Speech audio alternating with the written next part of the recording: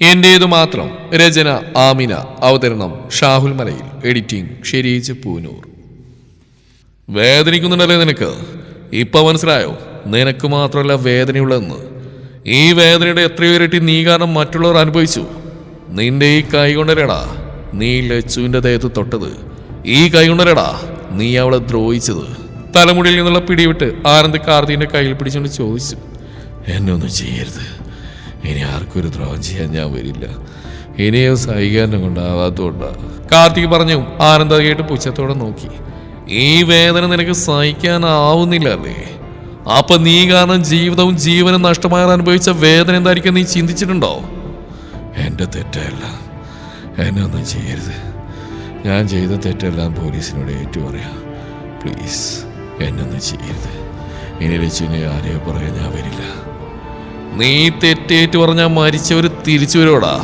നഷ്ടമായ മാനവും ജീവിതം അവർക്ക് തിരിച്ചു കിട്ടുമോ? ആനന്ദ് അവന്റെ കഴുത്തിലമർത്തിക്കൊണ്ട് ചോദിച്ചു. ഞാനതിന് പകരം എന്ത് വേണമെങ്കിലും ചെയ്യാം. നിന്റെ അച്ഛന്റെ പണം കൊണ്ട് നിനക്ക് പലതും ചെയ്യാൻ കഴിയും. പക്ഷേ വേദന അതെന്തെന്ന് നിന്നെ ഞങ്ങൾ അറിയിക്കും.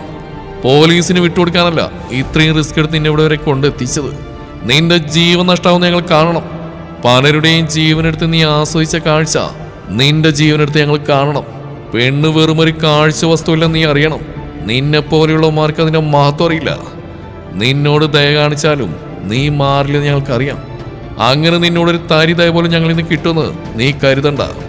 ആനന്ദ് പറഞ്ഞു. കാർത്തിക് സംസാരിക്കാൻ പോലും ആവതില്ലാതെ തല ഉയർത്തി ആനന്ദിനെ നോക്കിയതും ആനന്ദിന്റെ ഉള്ളിലേക്ക് ആ നിമിഷം ലച്ചു പറഞ്ഞ ഓരോ വാക്കുകളും കടന്നു വന്നു. അവന്റെ മുഖം ദേഷ്യത്തിൽ വലിഞ്ഞു മുറുകി. നീ കാരണം ലച്ചു എന്തുമാത്രം അനുഭവിച്ചു എന്ന് സഹിച്ചു എന്ന് എനിക്കറിയാം. അവളുടെ ദേഹത്തോടുള്ള ധൈര്യം നിനക്ക് എങ്ങനെ ഉണ്ടായടാ? ഇനി നീ ഒരിക്കലും ഈ കൈ കൊണ്ട് ആരെയും തൊടില്ല. അതും പറഞ്ഞ ആനന്ദ് ദേഷ്യത്തിൽ കാർത്തികിന്റെ കയ്യിലേക്ക് ആണിയടിച്ചിറക്കിയതും അവൻ വേദന സഹിക്കാനാവാൻ നിലവിളിച്ചു.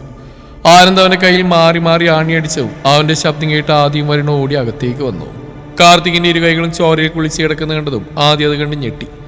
കാർത്തികിന്റെ നിലവിളി കേട്ടതും ആനന്ദ് അവന്റെ വായ മൂടിക്കെട്ടി. ആദ്യം ആനന്ദിന്റെ അടുത്തേക്ക് പോകാൻ തുനിഞ്ഞതും വരുണത് തടഞ്ഞു. അതവൻ അനുഭവിക്കേണ്ടതാ. ഇനി ഒരിക്കലും ഒരാളുടെയും ജീവിതം നശിപ്പിക്കാൻ അവന്റെ കൈകൾ ഉയരരുത്. വരുൺ പറഞ്ഞതും ആദ്യ കാർത്തികിനെ നോക്കി. കാർത്തിക് ബോധം പറഞ്ഞു വീണതും വരുണ കണ്ട് ചിരിച്ചു. ആനന്ദ് ദേഷ്യത്തിൽ അവനിന്ന് ചേറിൽ ചവിട്ടിയതും കാർത്തികും ചേറും കൂടി താഴേക്ക് വീണു.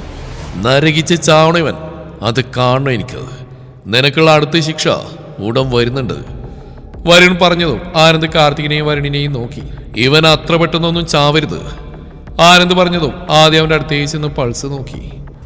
ജീവനുണ്ട് ആദ്യം പറഞ്ഞു. അത് കേട്ട് വരുൺ പുച്ഛത്തോടെ ചിരിച്ചു. ഇനി എന്താ നിന്റെ പ്ലാൻ? ആനന്ദ് വരുണിനോട് ചോദിച്ചു. വരുൺ ചിരിച്ചു. ഒരാൾ കൂടി വരാനുണ്ട്. അവനുള്ള കൂടി കൊടുത്തു കഴിയുമ്പോഴേക്കും ഇവന്റെ ജീവൻ അവസാനിക്കും. നിങ്ങളറിയാത്ത ഒരുപാട് കാര്യങ്ങളുണ്ട് അവൻ്റെ ഈ ലച്ചുവിൻ്റെ ഈ ജീവിതത്തിൽ. ഒരുപക്ഷെ അതറിയുമ്പോൾ നിങ്ങൾക്ക് വിശ്വസിക്കാനായിന്ന് വരില്ല. ആനന്ദിനെ എനിക്കറിയാം. എന്തു വന്നാലും ലച്ചുവിനെ നീ കൈവിടില്ലെന്നും അറിയാം. വരുൺ പറഞ്ഞതും ആനന്ദ് ഒന്നും മനസ്സിലാകാതെ വരുണിനെ നോക്കി. ആദ്യം അതേ അവസ്ഥയിലായിരുന്നു. വരുൺ എന്താ പറയാൻ ഉദ്ദേശിക്കുന്നത്? അത് പറയേണ്ടത് ഞാനല്ല, അവൻ വരും. അവൻ തന്നെ പറയുമല്ല. ആര് വരുന്ന്? ആദ്യം ചോദിച്ചു. വരുൺ അതിന് ചിരിക്കുക മാത്രം ചെയ്തു. ആദ്യം ആനന്ദും അയാൾ ആരെന്നറിയാൻ കാത്തിരുന്നു. അവനോടൊന്ന് പോയി അന്വേഷിക്കാൻ പറഞ്ഞാലോ? കാർത്തികിനെ അന്വേഷിച്ചിട്ടൊരു വിവരം കിട്ടാതെ അവസാനം ശങ്കർ പോലീസിൽ കേസ് കൊടുത്തു. കാർത്തികിനെ തിരക്കി പോയിട്ടും കണ്ടെത്താനാവാത്ത വിഷമത്തിലിരിക്കുമ്പോഴാണ് ഗൗരി ശങ്കറിനോട് ചോദിച്ചത്. കാർത്തിയെ കാണാതെ ശേഷം സന്ദീപ് ഇങ്ങോട്ട് തിരിഞ്ഞു നോക്കിയിട്ടില്ല. അവനോട് തന്നെ ഞാൻ പോയി പറയണോ അന്വേഷിക്കാൻ? പണവും ആളുള്ളപ്പോൾ അത് എല്ലാവർക്കും മറ്റുള്ളവരെ, ഇല്ലെങ്കിൽ എല്ലാം കണക്കാ. കാർത്തി അവനെ കൂടെ കൊണ്ടുനടന്നാ. എന്നിട്ടിപ്പം ഇങ്ങോട്ട് തിരിഞ്ഞു നോക്കാൻ പോലും അവന് തോന്നിയിട്ടില്ല. ആരും വേണ്ട, കാർത്തി എന്തെങ്കിലും തിരിച്ചു വരും. ശങ്കർ പറഞ്ഞു. ആ ഒരു പ്രതീക്ഷയിൽ ഗൗരി അയാളുടെ അടുത്തായിരുന്നു. ശരിയാ, ആളും പണവും ഉള്ളപ്പോൾ മാത്രമേ മനുഷ്യർക്ക് വിലയുള്ളൂ. അങ്ങനെ നോക്കിയാൽ നമ്മളെ ഏറ്റവും വലിയ തെറ്റുകാരെന്ന് തോന്നുക ഇപ്പോൾ. ഗൗരി പറഞ്ഞു. ശങ്കർ ഗിരിയെന്ന് ഓർത്തു. അയാളൊരു ആലോചനയോടെ ചാരുകസേരയിൽ കിടന്നു. അത് കണ്ടതും ഗൗരി ഒന്നും മിണ്ടാതെ ഉള്ളിലേക്ക് പോയി. ബോധം വന്നവും കാർത്തികിനെ വേദന കൊണ്ട് മൂടി. അത് അവന് സഹിക്കാൻ കഴിയുന്നതിൽ അപ്പുറമായിരുന്നു. ഇവിടുന്ന് രക്ഷപ്പെട്ട ഒരുത്തനെയും വെറുതെ വിടില്ല ഞാൻ. കാർത്തിക് ഉള്ളിൽ ദേഷ്യം കടിച്ചമർത്തി കിടന്നു. പെട്ടെന്ന് ഡോർ തുറക്കുന്ന സൗണ്ട് കേട്ടതും അവൻ അവിടേക്ക് നോക്കി.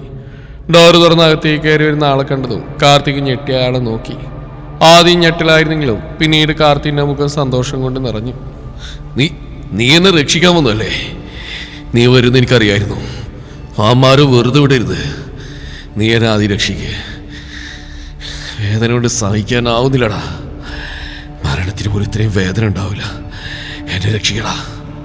കാർത്തികിനെ തന്നെ നോക്കി നിൽക്കുന്ന സന്ദീപിനോട് അവൻ വീണ്ടും പറഞ്ഞു. സന്ദീപ് അവന്റെ അടുത്തേക്ക് ഓടി വന്നു. കാർത്തി, ഇതൊക്കെ എന്താടാ? നിന്നെ ആരീ കോളത്തിലാക്കിയത്?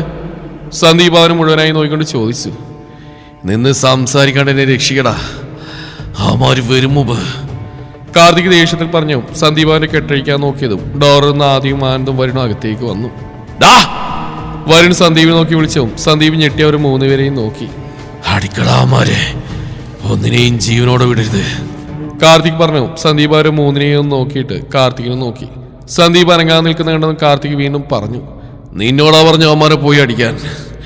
എനിക്ക് വേണവനേക്ക് കൊല്ലടാ മാറികളെ, കാർത്തിക് പറഞ്ഞു. സന്ദീപ് ചുറ്റും നോക്കി. തറയിൽ കിടന്നൊരു കമ്പി കഷ്ണം കണ്ടതും അവൻ കാലുകൊണ്ട് ചവിട്ടി അത് കയ്യിലെടുത്തു.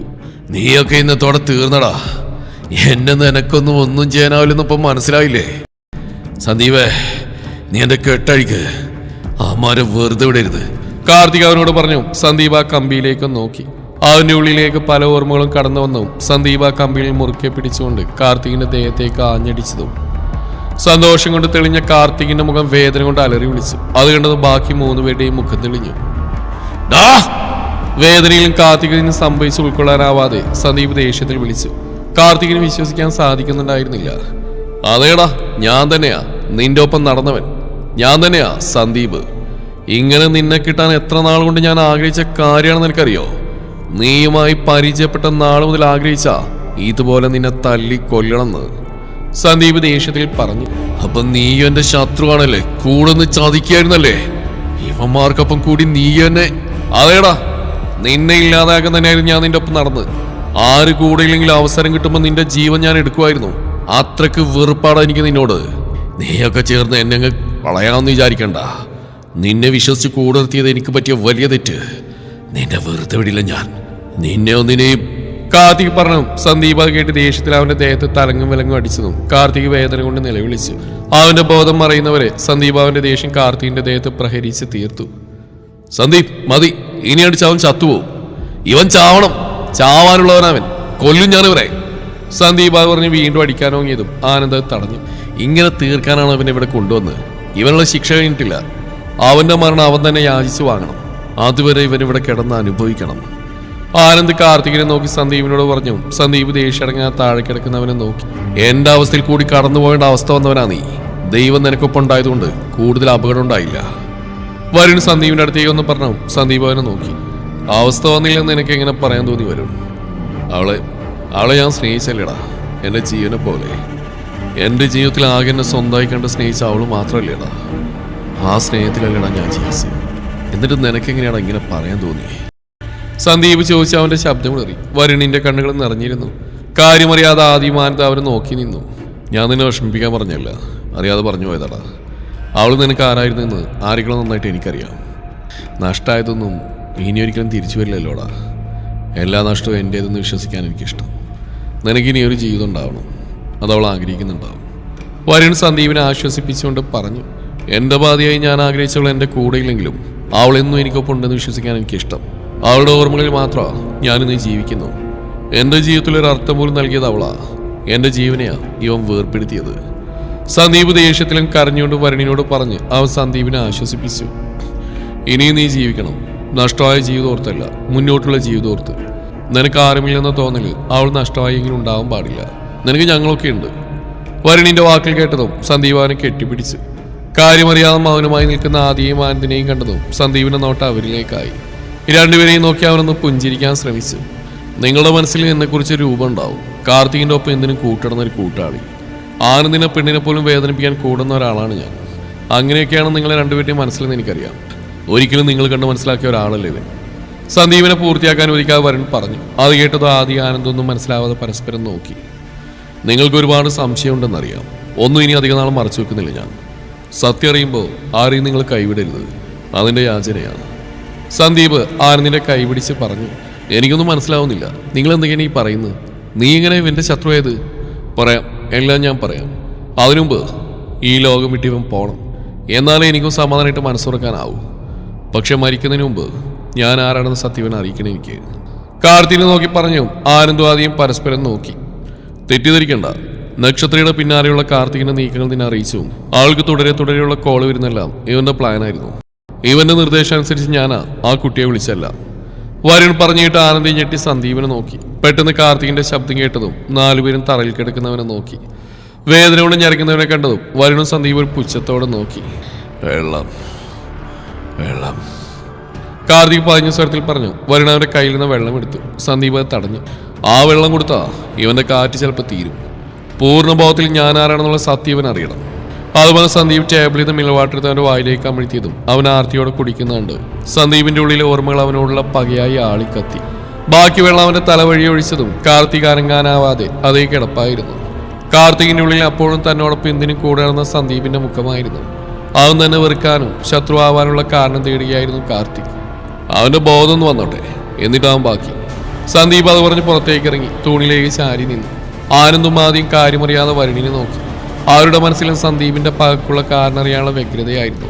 നിങ്ങൾക്കറിയാനുള്ള ഞാൻ പറയാം, വരുൺ പറഞ്ഞു. ആദ്യം ആനന്ദും വരുണിനെ ശ്രദ്ധിച്ചു. വരുൺ പറഞ്ഞു തുടങ്ങിയത് സന്ദീപിന്റെ ഉള്ളിൽ അവൾ ആദ്യമായി കണ്ട നിമിഷം കടന്നു വന്നു. അവന്റെ ഉള്ളിൽ തന്റെ ജീവിതത്തിലേക്ക് ആദ്യമായി കടന്നു വന്ന വേണിയുടെ മുഖം വന്നു. കോളേജിൽ PG ചെയ്യുന്ന സമയമാണ് പുതിയ ബാച്ചിലേക്ക് കുട്ടികൾ കടന്നു വന്നത്. കൂട്ടുകാർക്കൊപ്പം വായി നോക്കുന്ന കൂട്ടത്തിലായിരുന്നു താനും. അതിനിടയിലാണ് അവൾ ആദ്യമായി കാണുന്നത്. കൂട്ടത്തോടെ മറ്റു വരുന്ന കുട്ടികൾക്കിടയിൽ കോളേജ് ഗേറ്റ് കടന്ന് ഒറ്റയ്ക്ക് വരുന്നവളെ കണ്ടതും അവളുടെ മുഖത്തെ ടെൻഷൻ അവളുടെ കൈകളിൽ നിന്ന് മനസ്സിലാക്കാമായിരുന്നു. ഷോളിൽ കൈ പിണച്ചും വിട്ടും എന്ത് ചെയ്യണമെന്നറിയാതെ നിൽക്കുകയായിരുന്നു അവൾ. അത് കണ്ടതും അവൾ ഇനി എന്ത് ചെയ്യുമെന്ന കൗതുകത്തിൽ അവളെ നോക്കി നിന്നു. കുറച്ചു സമയം കഴിഞ്ഞതും ഒരു കുട്ടിയോടെ അവളുടെ അടുത്തേക്ക് വന്നു. അവളുടെ മുഖം ആശ്വാസം കൊണ്ട് തെളിഞ്ഞു. ചിരിക്കുമ്പോൾ കവിളിലെ കുഞ്ഞു നുണക്കുഴി തനിക്ക് ഏറെ പ്രിയപ്പെട്ട ആരുടെയാണെന്ന് ആ നിമിഷം അവന് തോന്നി. ഒതുങ്ങിയ വട്ടമുഖത്ത് അതൊരു ഐശ്വര്യം തന്നെയായിരുന്നു. അവൻ കണ്ണിമ വെട്ടാതെ അവളെ നോക്കി നിന്നു. കൂട്ടുകാരിക്കൊപ്പം അവൾ പോകുന്ന നോക്കി നിർത്താൻ അവൾ പോയിട്ടാണെന്നും അറിയാതെ അവൾ തീർത്ത വലയത്തിൽ തന്നെയായിരുന്നു. കൂട്ടുകാരന്മാരുടെ കളിയാക്കലുകൾ കേട്ടപ്പോഴാണ് താൻ സ്വഭാവത്തിലേക്ക് വന്നുപോലും. അതോർത്തും സന്ദീപിന്റെ ചുണ്ടിലൊരു പുഞ്ചിരി തെളിഞ്ഞു. പിന്നീട് അങ്ങോട്ടുള്ള ദിവസങ്ങളിൽ അവളെ ഒരു പുഞ്ചിരിയോടെ അല്ലാതെ താനും കണ്ടിട്ടില്ല. ആരെയും മയക്കുന്ന അവളുടെ ചിരിയും ആ നുണക്കുഴിയും അവനെ അവളിലേക്ക് അടുപ്പിച്ചിരുന്നു. പെട്ടെന്നൊരു ദിവസമാണ് കൂട്ടുകാർക്കൊപ്പം നടന്നു പോകുന്നവളെ ഒരുത്തൻ ബലമായി അവളുടെ കയ്യിൽ പിടിച്ചത്. തുറന്നു പറയാതെയാണെങ്കിലും താൻ അവളെ ഒരുപാട് സ്നേഹിച്ചു പോയിരുന്നു. തൻ്റെ കൺമുന്നിൽ അങ്ങനെ ഒരു കാഴ്ച അത് സ്വയം സഹിക്കാവുന്നതിൽ അപ്പുറമായിരുന്നു. അവളുടെ അടുത്തേക്ക് ഓടിച്ചെല്ലുമ്പോൾ മനസ്സിൽ അവനോടുള്ള ദേഷ്യം ആളിക്കത്തുകയായിരുന്നു. വേദന കൊണ്ട് മുന്നിൽ നിൽക്കുന്നവനെ നോക്കി കരയുകയായിരുന്നു അവളും. അവിടേക്ക് ചെന്ന് അവനെ പിടിച്ചു മാറ്റി കരണത്തൊന്ന് പൊട്ടിച്ചതും അവളൊരു കരച്ചിലോടെ തന്നെ നെഞ്ചിലേക്ക് ചാഞ്ഞതും അത് കണ്ട് സ്വയം ഞാനും ഒന്ന് ഞെട്ടിയിരുന്നു. ഒരുപക്ഷെ അങ്ങനെയൊന്ന് ഞാനും ആഗ്രഹിച്ചുകൊണ്ടാവും അവളെ ചേർത്ത് പിടിച്ച് ആശ്വസിപ്പിച്ചതും. ഇനി ഇവളെ എന്നല്ല, ഏതെങ്കിലും പെണ്ണിനെ നീ തൊട്ടാ നിന്റെ കൈ ഞാൻ അറുത്തെടുക്കും. മുന്നിൽ അടികൊണ്ട് നിൽക്കുന്നവനോട് പറഞ്ഞതും അവൻ ദേഷ്യത്തിൽ തന്നെ നോക്കി നിൽക്കുകയായിരുന്നു. നിനക്കെന്നറിയില്ല, ഈ കാർത്തിക് വിചാരിച്ചാ നേടാത്തതായിട്ടൊന്നുമില്ല. നീ ഓർത്തു വെച്ചോ, ഈ അടി നിനക്കുള്ള തിരിച്ചടിയായിരിക്കും. കാർത്തിക് കൂടി നിൽക്കുന്നവർക്ക് മുന്നിൽ അത്രയും പറഞ്ഞു പോയതും അവൾ പേടിയോടെ തല ഉയർത്തി നോക്കി. അവളുടെ നിറഞ്ഞ കണ്ണുകൾ കണ്ടതും അവന്റെ ഹൃദയം പിടച്ചു.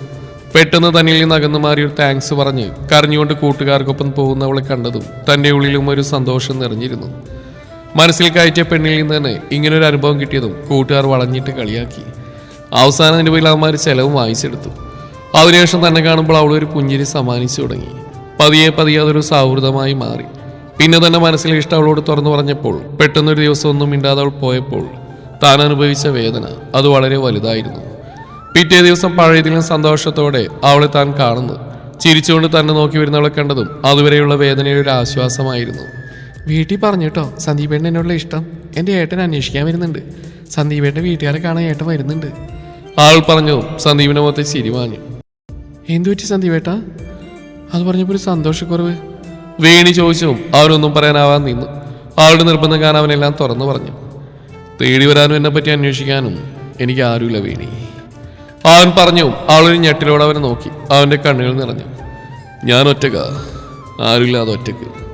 നിനക്കും നിന്റെ വീട്ടുകാർക്ക് ഒരിക്കലും അത് ഉൾക്കൊള്ളാനാവില്ലെന്ന് എനിക്കറിയാം. സന്ദീപേട്ടൻ എന്തൊക്കെയായി പറയുന്നത്? എനിക്ക് സന്ദീപേട്ടനെ ഇഷ്ടമായതുകൊണ്ടാണ് ഞാൻ എൻ്റെ വീട്ടിൽ പറഞ്ഞ്. ആരുമില്ലെന്ന് കരുതി ഏട്ടനെ തള്ളിക്കളയാൻ എനിക്കാവില്ല, വേണി പറഞ്ഞു. സന്ദീപ് സ്നേഹത്തോടെയും സന്തോഷത്തോടെയും അവളെ നോക്കി. അച്ഛനും അമ്മയും ഇല്ലാതെയാ ഞാൻ ഇത്രയും നാൾ ഒറ്റയ്ക്ക് ജീവിച്ചത്.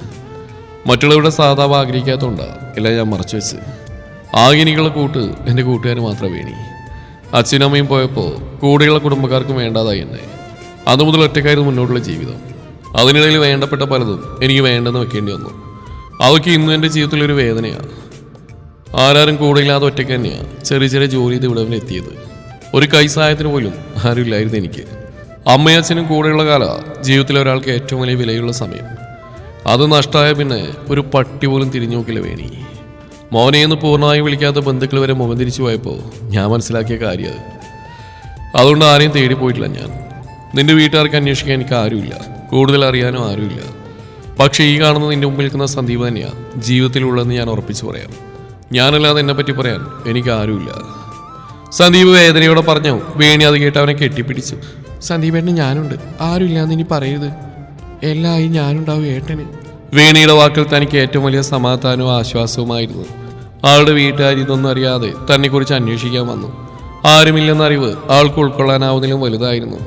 ആരോരുമില്ലാത്ത ഒരാളുടെ കൂടെ സ്വന്തം മകളെ അയക്കാൻ അവർക്ക് താല്പര്യം കുറവായിരുന്നു. വീട്ടുകാരുടെ ഇഷ്ടക്കുറവ് അറിഞ്ഞോടെ വേണി അവളിലേക്ക് മാത്രമായി ചുരുങ്ങി. പക്ഷേ എന്നിട്ടും അവൾ എന്നിൽ നിന്ന് അകന്നു പോയിട്ടില്ല. അതുതന്നെയായിരുന്നു കൂടുതൽ ജീവിക്കാൻ എന്നെ പ്രേരിപ്പിച്ചതും. അവൾ എനിക്ക് സാന്ത്വനമായിരുന്നു, സമാധാനമായിരുന്നു. ജീവിതത്തിനൊരർത്ഥമുണ്ടാക്കി തന്നത് അവളായിരുന്നു. ഒരേ സമയം ഒരമ്മയും സഹോദരിയും പ്രണയിനിയൊക്കെയായി മാറിയവളായിരുന്നു.